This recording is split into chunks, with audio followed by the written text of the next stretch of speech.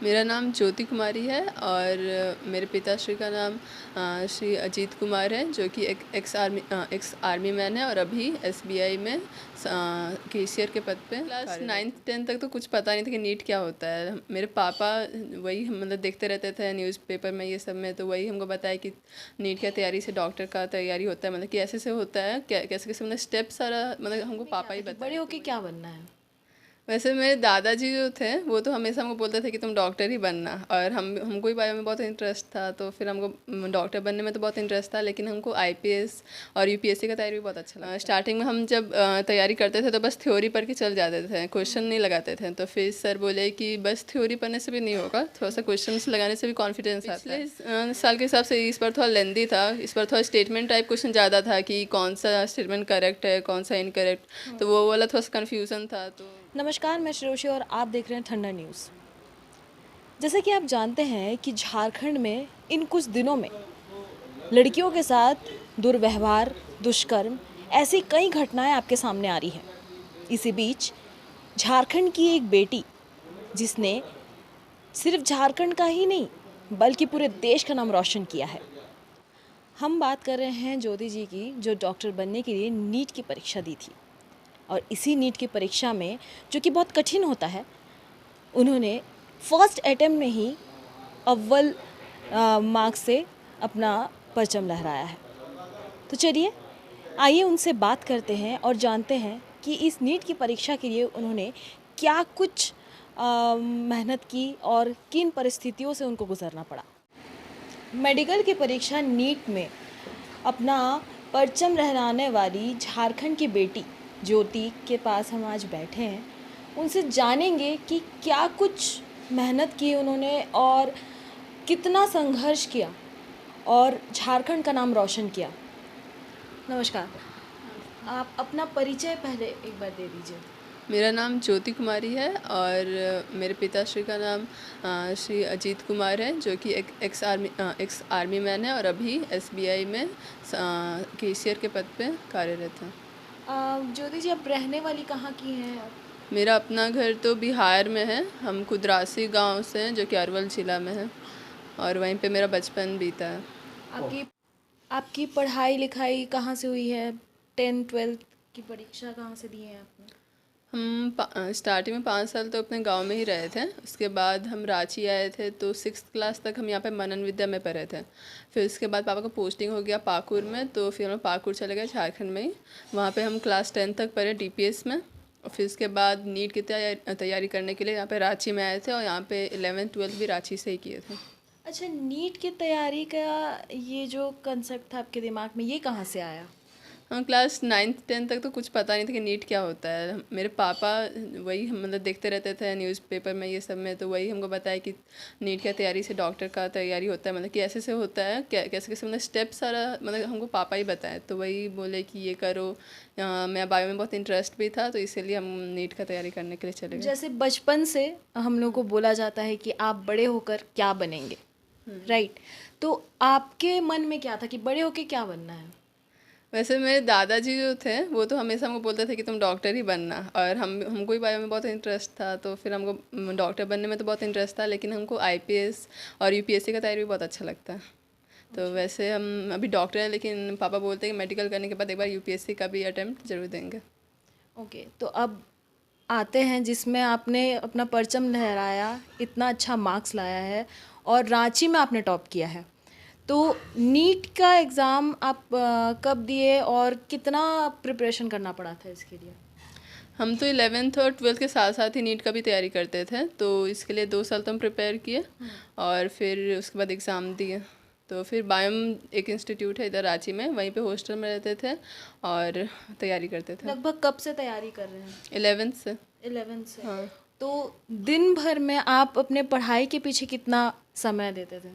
वही जब समय मिल जाए, वैसे तो हमेशा ट्राई करते थे कि सेल्फ स्टडी करें, लेकिन वैसे हम लोग का कोचिंग जाने में तो ज़्यादातर टाइम चल जाता था वहाँ 6-7 घंटा, उसके अलावा फिर 6-7 घंटा हम अपना सेल्फ स्टडी देते थे। कोचिंग में क्या कुछ टीचर्स लोग कुछ गाइड देते होंगे, स्पेशल टिप्स देते होंगे? आप जैसे कि बायो इंस्टीट्यूट से पढ़ रहे हैं, तो वहाँ पे और भी बच्चे हैं, तो आप सबको क्या कुछ गाइडेंस देते थे टीचर्स? टीचर्स तो बहुत गाइडलाइंस देते थे वहाँ पे। हम लोग के जो डायरेक्टर सर है वो भी बीच बीच में आते थे और हम लोग का ओरिएंटेशन लेते थे। हम लोग गाइड करते थे क्या कैसे हम लोग नेगेटिव कम कर सकते हैं, कैसे अपने आप को इम्प्रूव कर सकते हैं, कैसे अपना मार्क्स इम्प्रूव कर सकते हैं। अच्छा, ये सब के पीछे टीचर्स का एक बड़ा बड़ा हाथ होता है, बहुत बड़ा रोल प्ले करते हैं टीचर्स। और टीचर्स नहीं होते तो शायद हम नहीं होते।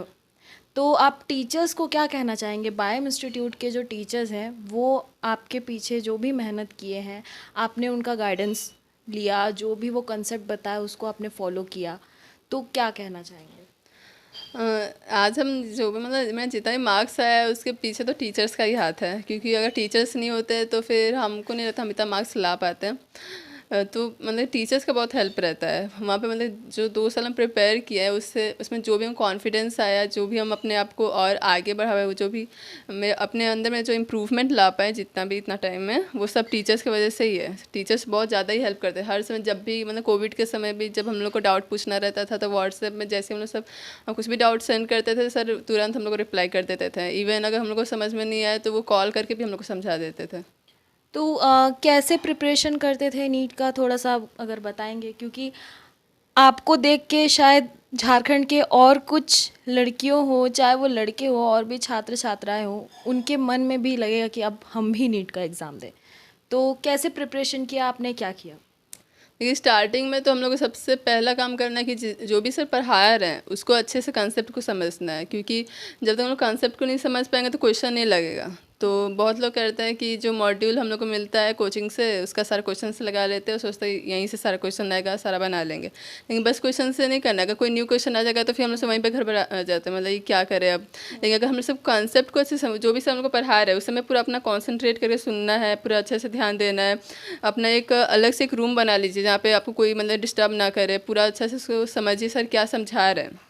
अगर आपको नहीं भी समझ में तो आप कुछ उस रेफरेंस बुक पे यूज़ कर सकते हैं, उसमें बहुत अच्छे से समझाया जाता है कोई भी कॉन्सेप्ट को। तो उसको समझिए, फिर उसके बाद अगर आप कॉन्सेप्ट सारा समझ गए तो कोई भी क्वेश्चन आएगा तो आप उसमें वो कॉन्सेप्ट लगा दीजिएगा और वो क्वेश्चन बन जाएगा। तो वही मेन चीज़ है मेरा कि कॉन्सेप्ट को समझना बहुत ज़रूरी है। हर साल की तरह इस साल का पेपर कैसा था कंपैरिजन में?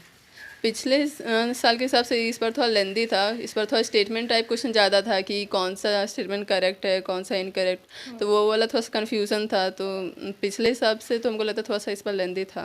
तो क्या कुछ मुश्किलें आई पेपर सॉल्व करने के दौरान? हाँ थोड़ा सा मुश्किल था, मतलब थोड़ा कन्फ्यूजन। तो आगे स्टार्टिंग में बहुत सारे क्वेश्चन हम अनअटेम्प्ट किए थे, मतलब कि इसको लेफ्ट कर दिए थे लास्ट में देखने के लिए। फिर इसके बाद अच्छा, आपने 10th और 12th ये कहाँ से किया है? हम 10th पाकुर झारखंड से किया है। वहाँ पे हम दिल्ली पब्लिक स्कूल में पढ़ते थे। और 12th का एग्ज़ाम हम दिए हैं सेंट जगत ज्ञान senior secondary public school Ranchi से। अच्छा। अच्छा, एक और सवाल है मेरा कि मम्मी पापा का बहुत बड़ा रोल प्ले होता है हमारे जीवन में। पूरे जीवन में ही मम्मी पापा नहीं रहेंगे तो फिर हम कैसे रहेंगे? नीट का एग्ज़ाम आपने क्वालिफाई किया, अपना तो नाम रोशन किया ही किया, मम्मी पापा का भी नाम रोशन किया, पूरे परिवार का नाम रोशन किया। तो मम्मी पापा का क्या इसमें योगदान रहा? मम्मी पापा का तो बहुत बड़ा रोल है। मतलब कि मम्मी हर समय मतलब हमको सपोर्ट करती, बोलती थी कि पढ़ो बेटा पढ़ो। मतलब कुछ हमको घर कुछ काम भी नहीं करने देती थी ना। मेरे भाई बहन को भी बोलती थी कि दीदी को डिस्टर्ब मत करो। और पापा तो मतलब पापा ने गाइडलाइन दिया है कि कैसे तैयारी करना है। मतलब कभी डिमोटिवेट हो जाते थे तो पापा सपोर्ट करते कि नहीं नहीं ये सब नहीं सोचना है, हर समय पॉजिटिव सोचना है और सब हो जाएगा। तो मम्मी पापा तो बहुत सपोर्ट किए। मम्मी पापा के सपोर्ट के साथ रांची का नाम भी रोशन किया। तो जिनके सपोर्ट से इन्होंने रांची का नाम रोशन किया, अपने परिवार का नाम रोशन किया, चलिए आइए उनसे एक बार बात करते हैं। यहाँ पे ज्योति के पिताजी मौजूद हैं, आइए चलते हैं उनसे एक बार बात करते हैं। नमस्कार सर। जी नमस्कार। आप अपना एक बार परिचय दे दीजिए। मैं एक्स आर्मी हूँ। आर्मी में 16 साल नौकरी किया। उसके बाद रिटायरमेंट होने के बाद फिर स्टेट बैंक में गार्ड में भर्ती हुआ। गार्ड के बाद फिर अभी कैशियर में उसमें निकला था, एग्ज़ाम दिया, फिर कैशियर में, अभी स्टेट बैंक में कैशियर हूँ। अच्छा, आपकी बेटी ने सिर्फ आपका नाम रोशन के साथ साथ पूरे झारखंड का नाम रोशन किया है, रांची में टॉप किया है, इस पर क्या कुछ कहना चाहते हैं? इससे और कोई खुशी का बात ही नहीं है। हम एक सिपाही होते हुए हम हमेशा सोचते थे कि कहीं हमारा बेटी भी कोई डॉक्टर बने, कोई इंजीनियर बने, तो करके दिखाया। इसके लिए बहुत ही खुशी है। ये आपका पहले से सपना था कि बेटी को डॉक्टर बनाना है? हाँ, बहुत पहले से ही था। क्योंकि जैसे कि आप जानते हैं कि बेटियों को बहुत रेस्ट्रिक्शंस रहता है, बहुत पाबंदी रहता है, तो इसमें आप अपने बेटी को इतना आगे बढ़ा के बायो इंस्टीट्यूट में कोचिंग करवाया आपने, और आपकी बेटी फर्स्ट अटेम्प्ट में ही क्लियर कर दी, जबकि ये बहुत ही कठिन परीक्षा होता है। तो क्या मानना है आपका? हमारी बच्ची पढ़ने में बहुत, एक हमारे 3 बच्चे हैं, 2 बच्चे के बोलना पड़ता है कि पढ़ो। ये हमारी एक ऐसी बच्ची थी, इसको बोलना पड़ता है कि तुम पढ़ाई छोड़ दो, अब खाना खा लो। मतलब पढ़ने के अलावा इसका कुछ है ही नहीं है। बहुत पढ़ती है, बहुत मेहनत करती है। इसको हम जो चाहें वो करवा सकते हैं। अगर यूपीएससी की भी तैयारी कराएंगे तो निकाल सकती है। हमारा यही है कि मेडिकल कर लेगा, उसके बाद फिर एक बार 1-2 अटैम्प्ट यूपीएससी का भी दे लाएंगे। अच्छा, जैसे कि हम कुछ पहल उठाते तो आसपास के लोग, कोई रोकता है तो कोई साथ देता है, आपको ऐसे कुछ कठिनाइयों का सामना करना पड़ा है? नहीं, ऐसा तो नहीं है। हम लोग फौजी आदमी हैं, किसी को बात नहीं, जो सही है वही हम लोग बात मानते हैं, किसी को मानते नहीं हैं। आप एक फौजी हैं जैसे कि आपने बताया, फौजी लोग तो बड़े दिलदार होते हैं, खुले दिल के, खुले विचार के होते हैं। तो आप अपनी सोच से अगर और भी मम्मी पापा जितने भी हैं, हमारे झारखंड क्या पूरे देशवासी जितने भी लोग हैं, उनको क्या कहना चाहते हैं कि बेटियों के ऊपर कितना ध्यान दें? बेटा अगर देखा जाए तो बेटा से बेटी बहुत ही अच्छा कर सकती है। बेटी लोग का ध्यान जहाँ बोलिएगा वही काम करती है, लेकिन बेटा लोग एक जगह ध्यान नहीं रखता है, उसका दिमाग इधर उधर भटकते रहता है। लेकिन बेटी की अगर चाहेगा, आप जो भी माँ बाप को कहना चाहता हूँ कि अगर बेटी को जो अपना चाहेगा वो करवा सकते हैं। बेटी के अंदर बहुत ही अंदर से पढ़ने चाहे कोई भी काम करने का उसका तजुर्बा ही अलग होता है। बेटा अभी आगे की क्या प्लानिंग है? आगे का प्लानिंग है कि वही मेडिकल कराएंगे, 1-2 अटैम्प्ट इस यूपीएससी में ज़रूर दिलाना है। इस बेटी पे हमको भरोसा है कि डॉक्टर भी बनाएंगे, इसको आईएएस भी बनाएंगे। बेटी को डॉक्टर भी बनाएंगे और आईएएस भी बनाएंगे। ये बहुत बड़ी बात है कि माता पिता अपनी बेटी को डॉक्टर के साथ साथ और भी अलग अलग स्टेजेस में देखना चाहते हैं। और ऐसी और बेटियों को देखने के लिए आप जुड़े रहिए थंडर न्यूज़ के साथ। नमस्कार। ज्योति, जो कि बिहार के एक नक्सल प्रभावित क्षेत्र कुदरासी से बिलोंग करती है, और जिसके बाद उन्होंने पढ़ाई भी वहाँ से की, 10वीं तक की। और उसके बाद आगे की पढ़ाई के लिए वो रांची आ गई। रांची आने के बाद माता पिता के सहयोग से उन्होंने कोचिंग भी ज्वाइन की, बायोम्स जिसका नाम है, जिसके बाद उन्होंने नीट में इतना अव्वल नंबर हासिल किया। आपको क्या लगता है दर्शकों, इससे आपको क्या सिद्ध होता है? इससे यही सिद्ध होता है कि आप चाहे किसी भी परिवेश में रहें या किसी भी कंडीशन में रहें, मेहनत बहुत ज़रूरी है। और यही मेहनत ज्योति को अपने ज़िंदगी में आगे बढ़ाने का एक स्टेप बढ़ा दी है।